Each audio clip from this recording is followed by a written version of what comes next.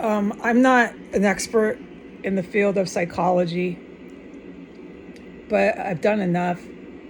I took Psychology 101 2 times. I dropped out.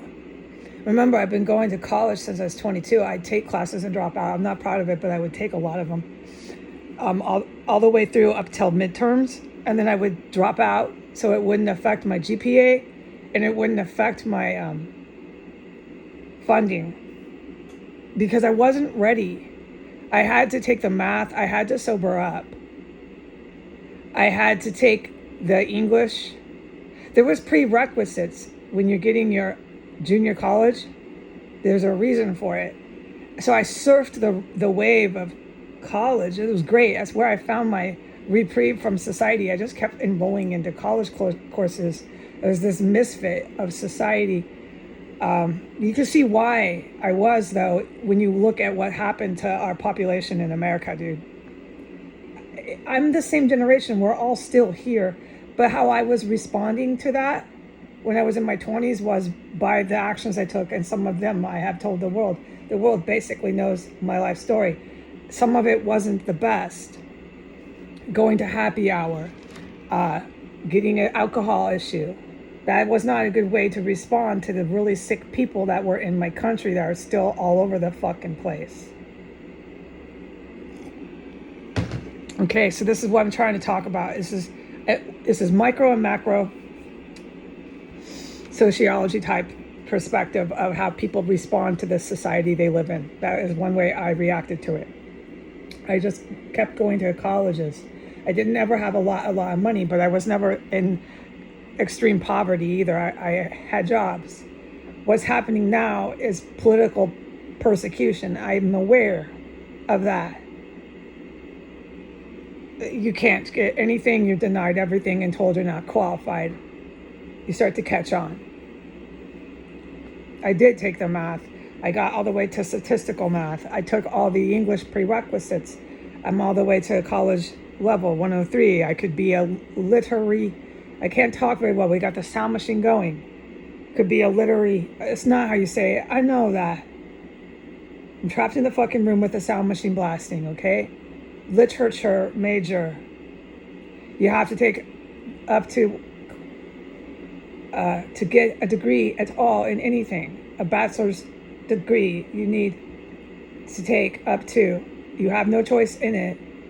English 103. English 103 was the hardest English I ever took.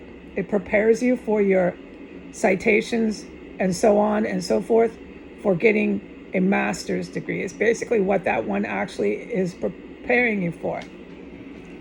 It's basically a class on, I can't describe it, I can't recall words.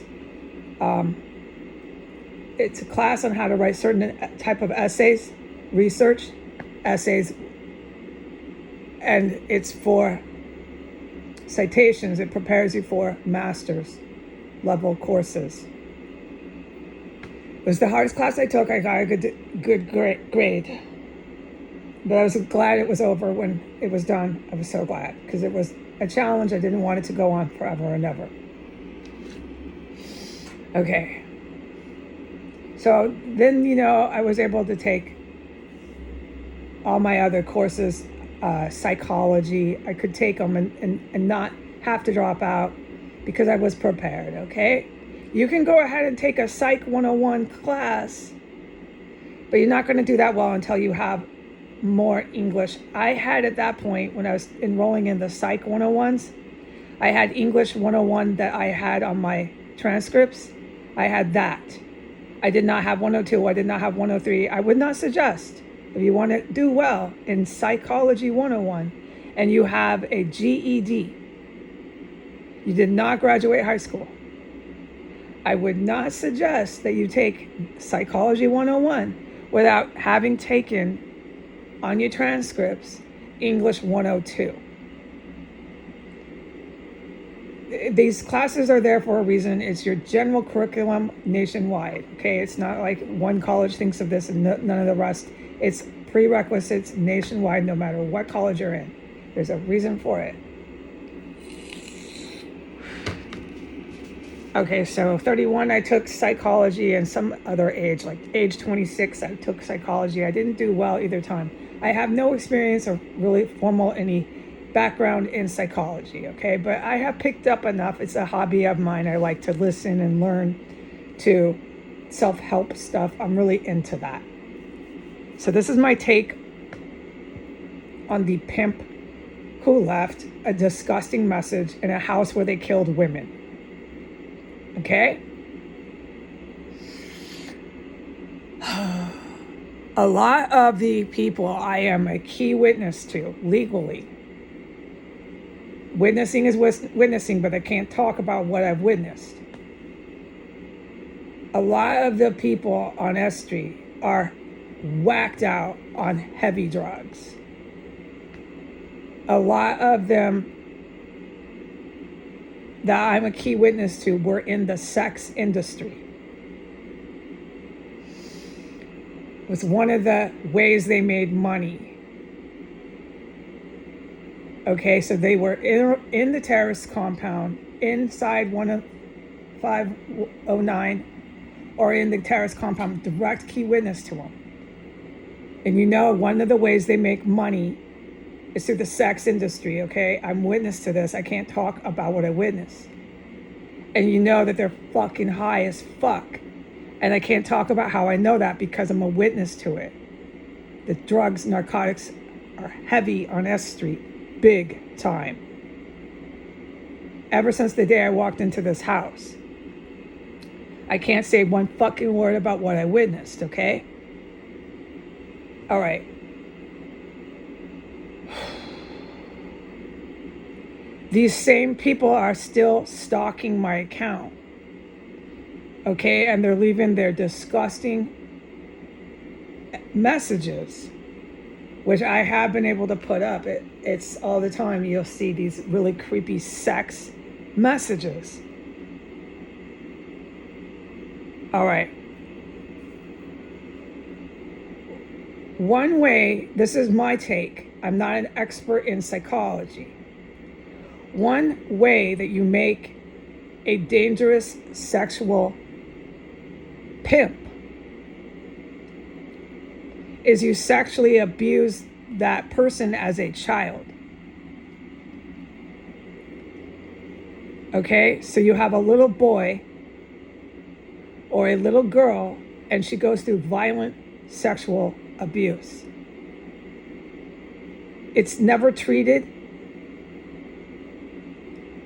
And the end story is they start doing it to other people. If it's treated, they don't do it to other people.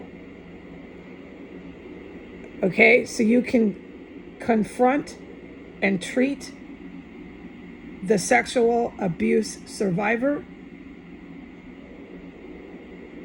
You don't confront them, but you confront the sexual abuse and you get them to fix it.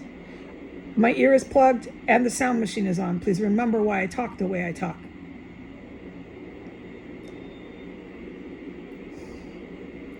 You can go to a church, you can go to a therapist, however you fix it.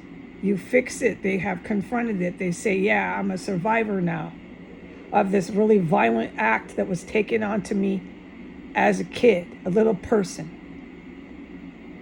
Okay, and then they won't grow up to be psychotic pimps.